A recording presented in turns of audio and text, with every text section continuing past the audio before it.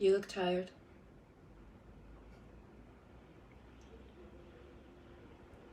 Welcome home, by the way.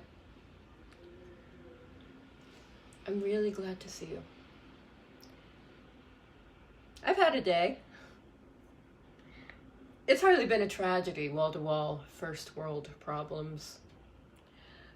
Things like, oh no, how can the wholesaler be out of Rio Samba roses today of all days, disaster. Anyway, how are you? You seem troubled. Well, if you won't tell me, I'm just gonna have to bore you with the details of my day.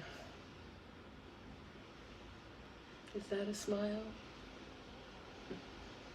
Well, that's nice to see.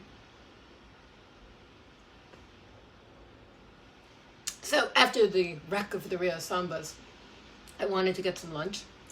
And I thought, you know what I haven't had in a long time? A Big Mac. How delicious. So I drove to the McDonald's, the one near the mall where we used to live, for old time's sake, I suppose. What an odd thing to be nostalgic about. Anyway, I'm in line at the drive-thru. Yes, I went to the drive-thru. And when I finally placed my order, I don't know what came over me. I got the Big Mac meal and a $1 side of nuggets with the good mustard, not the honey. And since they serve breakfast all day, I ordered a hash brown too. It was ridiculous. And then tragedy struck. When I get to the window to pay, their credit card system goes down and suddenly it's cash only. And guess who didn't have any cash? On top of that, it's a cashier's first solo shift at the window and they start to panic. The worst part is they weren't a kid. They were someone's grandparent. And you could see all the years they had lived, families they bore and raised, wars they fought or fought against. A lifetime of happiness and miseries and challenges, victories, punishments, moments, all these moments which led them there, trapped in a drive-thru, staring at faulty tech and relying on a superior too young to remember the 90s. I actually started to cry. Can you believe it? It's as though I was determined to not let that cashier be the most pathetic person there. And it worked. I mean, I didn't do it on purpose. But they saw me crying and made it their mission to make me feel better. Next thing I know, the baby manager upgraded my 4-piece nuggets to a 10-piece and gave me a second hash brown. I swear, this young person is going to kill me with kindness. And believe me, it took its toll later. Not in a gross way. Let's just say I felt it. But at the time, I hadn't eaten in the car since we bought it, and for a short time in the middle of a tough day, everything was perfect. The Big Mac and fries totally hit the spot. I only ate half the nuggets. There's 4 left along with a mustard packet in the fridge if you want them. And yes, I know half of 10 is not 4. I just had one before you came home. I did not save you a hash brown. No one is that nice. Anyway, there I was engorging myself on fast food dim sum, looking out at the cars whizzing by, thinking this is the best meal I have ever had in a parking lot. And at the same time, I wished you were there. And I was glad I was alone. Is that strange? To hold both of those feelings at the same time. Maybe it isn't. Anyway, my reverie didn't last long because I spilled my Diet Coke. Yes, it was diet. All over the damn seat. I had to run into the McDonald's where I'd just gone through the drive-thru to get something to clean it up. Fortunately, the baby manager gave me a roll of paper towels. Not napkins, actual paper towels. Even offered to help clean it up.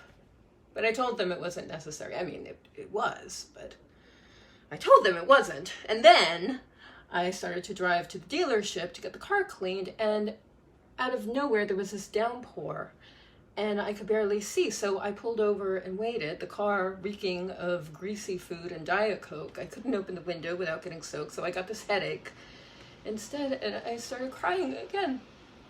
And I couldn't figure out why, and the tears just came. Anyway, I know you're having an affair, and I would like you to stop. Oh, look, I think the baby robin's eggs are hatching. No? Not yet? At least I don't think so.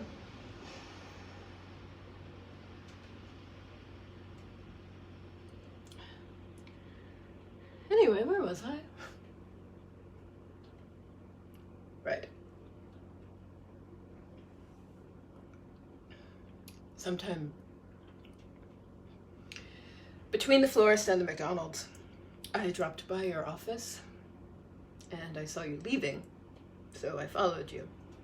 I didn't do it out of jealousy or suspicion. There was no intrigue. I just did it. It was like I was checked out on autopilot right until you got to the motel. A motel. And then I saw that woman greet you at the door. All I felt, the first emotion I felt at all since I started following you, was relief. She wasn't my best friend or your secretary. She wasn't anyone I knew or had even seen before. She wasn't a cliche, which meant I wasn't a cliche. So I could breathe again. Eventually I got out of the car. I went to the window of your room, and I was pleased to discover you'd been just careless enough with the blinds that I could see inside. And I watched you. You'll love this. The manager came up to me. He started barking at me to get away, so I shushed him with my finger, like. And I heard myself tell him, "It's all right, that's my husband, we do this." Can you believe I said that? I don't know what possessed me. So he went away. And I kept watching you. For a moment, I wasn't sure it was actually you. I had to make sure I matched the right window to the right door, because when you were with me... Did you hear what I just said? When you were with me. Like being with me was something you once were and are no longer.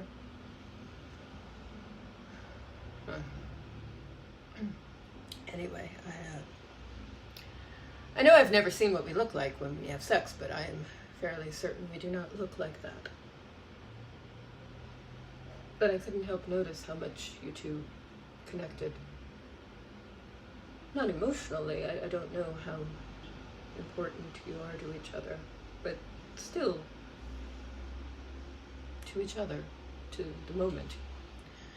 You were laughing and she had an itch she couldn't reach, so you scratched it for her. That seemed nice.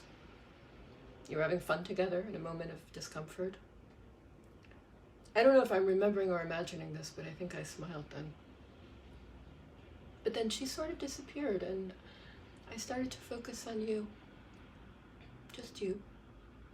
And what struck me is how beautiful you are.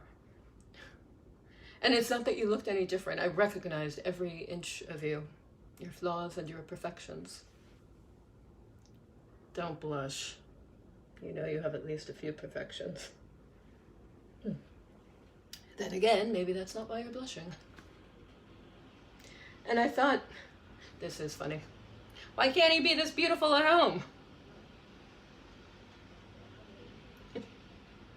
But you making love to this other person, it didn't bother me. I mean, it should have. I wanted it to, I tried to get it to bother me, but what really got to me was how happy you were, like you didn't have a care in the world. That this really was that vacation from all the pressures of blah, blah, blah, and then it became a cliche, so I left. I meant to take one last look, but I forgot. I was halfway to the car before I remembered, and at that point it seemed silly just to go back. And that's when I realized I was starving.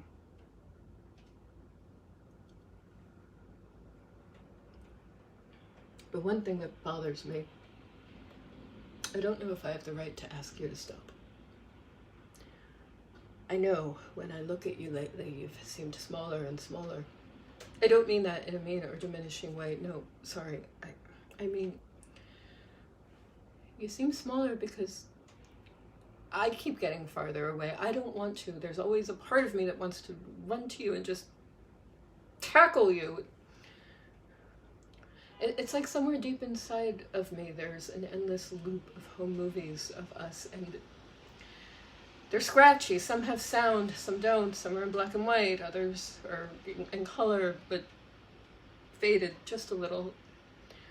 But I know they're there, spliced together. I know the projector is running, but I can't seem to watch them anymore. I just keep looking straight ahead while backing away, and I can't seem to stop. I can't seem to even try, and I want to try. I want you with me. I want us to have a picnic in the car we'll regret later. I want to watch you walk naked across the motel room before joining you in the shower.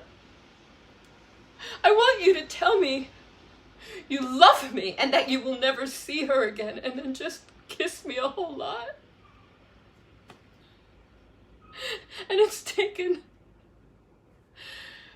everything I have and most of a bottle of wine to be able to say that, because for some reason my body, my brain, something wants me to keep that a secret from you. But I did say it. I managed to sneak the message out. And I can tell by your eyes that it's not too late. I can still see love when you look at me. I'm not wrong about that, am I? Good. Oh, damn! The baby robin's eggs did hatch. I was hoping we could see...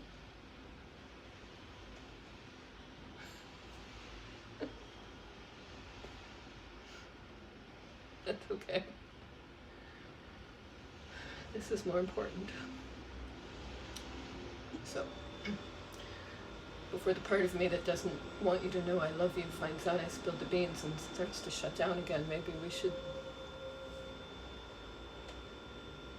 What? Did you not know that I love you?